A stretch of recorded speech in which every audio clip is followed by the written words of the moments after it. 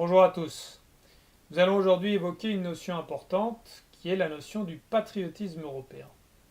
C'est une notion importante pour le fédéralisme européen parce qu'on ne peut pas créer et bâtir un État fédéral européen sans s'appuyer sur le patriotisme européen.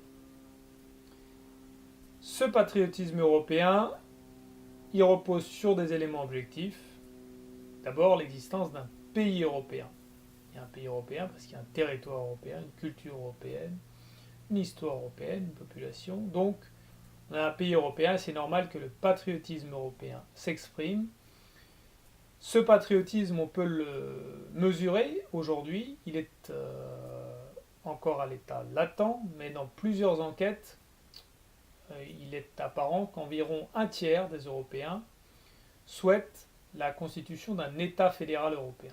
Ça veut dire qu'ils sont attachés à la mise en place d'un outil politique, d'un État européen, c'est qui révèle vraiment leur patriotisme européen, qui prend le dessus sur leur patriotisme local, puisqu'ils voudraient un État fédéral européen qui coiffe les États locaux. Mais ce patriotisme européen, il est en fait très ancien, parce que si on remonte le cours du temps, on se rend compte qu'il s'est déjà manifesté, notamment à travers la notion de romanité, c'est-à-dire une culture commune qui était principalement située en Europe. Et les populations dans cet empire se sentaient donc en partie membres de leur communauté d'origine, par exemple les Gaulois, mais en grande partie romains, et si ce n'est plus romains, parce qu'ils faisaient partie de cet empire romain. Ensuite, quand les Germains se sont installés et ensuite ont envahi l'empire romain, pareil, ils ont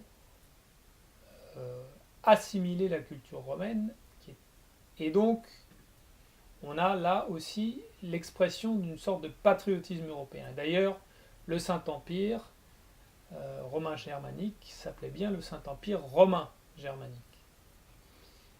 Ensuite, ce patriotisme européen, il s'est manifesté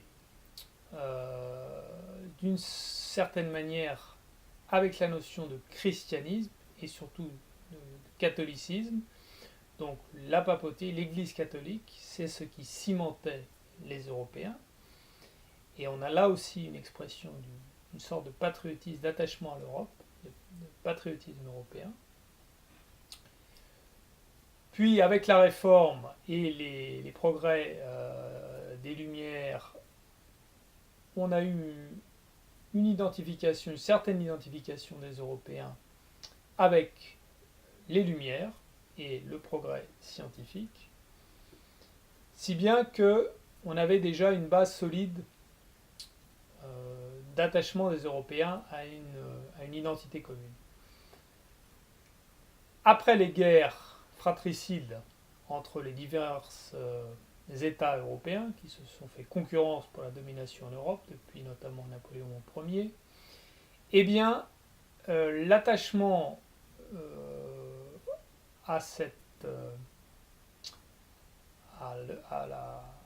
l'Europe s'est de nouveau manifesté à la suite de la Seconde Guerre mondiale, d'abord par la notion de réconciliation entre la France et l'Allemagne. C'est-à-dire que dans cette notion, ce qui est important, c'est de se réconcilier, donc on ne met plus l'accent sur les différences entre les deux principaux pays européens, mais plutôt sur la nécessité de se réconcilier, de pouvoir vivre ensemble. Donc c'est déjà de nouveau un pas vers un attachement à une vie en commun à l'Europe. Après la période de réconciliation, notamment à travers la création des premières institutions européennes, la CECA, on est passé avec le traité de Rome à une période de coopération puis de confédération. Donc là, on a en plus la notion de travail en commun pour bâtir un avenir commun. Et ça aussi, ça caractérise un patriotisme européen. Et aujourd'hui, et plus récemment, donc on est passé à cette notion d'État européen, qui est dans l'opinion assez partisans, environ un tiers. Ils étaient plus nombreux il y a quelques dizaines d'années parce que on a perdu du temps, on n'a pas utilisé la dynamique qui a été mise en place pour faire un vrai État fédéral.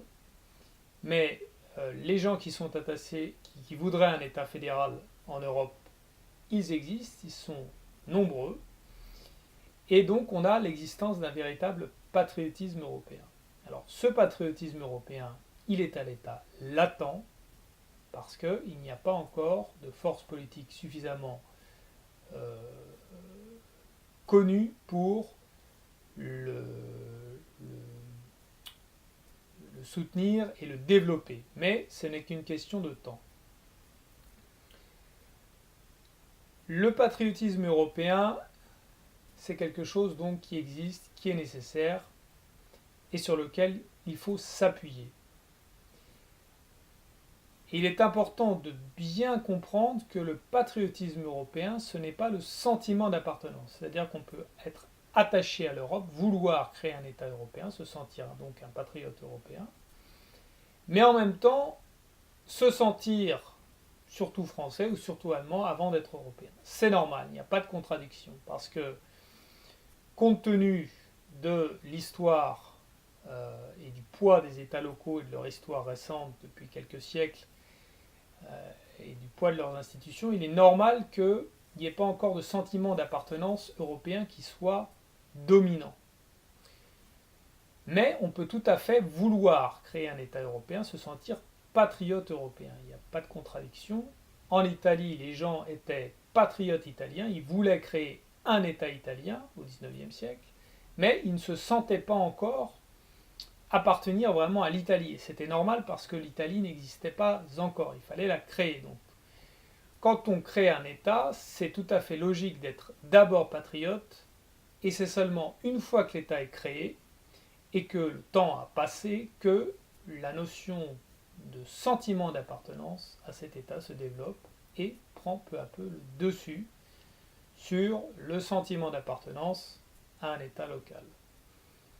Donc ça s'est passé en Italie, par exemple, notamment pour les Romains, parce qu'il y avait un État romain, les États pontificaux, qui étaient très anciens, avec une longue tradition, qui avaient ses partisans acharnés. Et les gens se sentaient en Italie d'abord romains, d'abord florentins, d'abord vénitiens, ils ne se sentaient pas avant tout italiens, mais ils avaient la volonté, du moins certains d'entre eux avaient la volonté, se sentaient patriotes italiens, ils voulaient créer un État italien, ils l'ont fait, et à la suite de ça, ils se sont sentis d'abord italiens. Donc pour l'Europe, c'est le même processus, il faut vouloir un État européen, donc être un patriote européen, et ensuite on se sentira pleinement membre de l'Europe avant toute chose.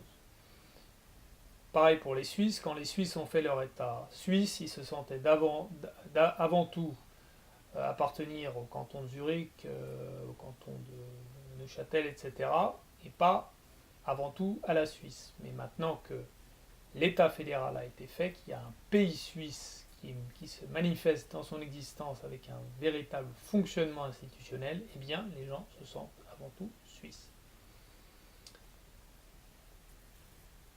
Donc, le patriotisme européen, c'est quelque chose de nécessaire, dont il faut parler.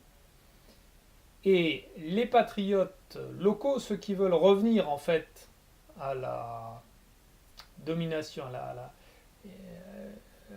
la prééminence totale de l'État local, notamment pour mettre fin à l'Union européenne, fin à l'euro, pour revenir à un système d'État local uniquement, eh bien ces gens-là n'ont pas le monopole du patriotisme. C'est-à-dire qu'on peut être patriote européen sans avoir de sentiment d'infériorité par rapport aux gens qui sont patriotes, d'abord français ou allemands ou italiens. Parce que le patriotisme européen, c'est meilleur pour la France, pour l'Allemagne et pour l'Italie que le patriotisme purement français, italien ou allemand. Il est donc nécessaire de revendiquer le patriotisme européen et d'y être attaché. Merci de votre attention.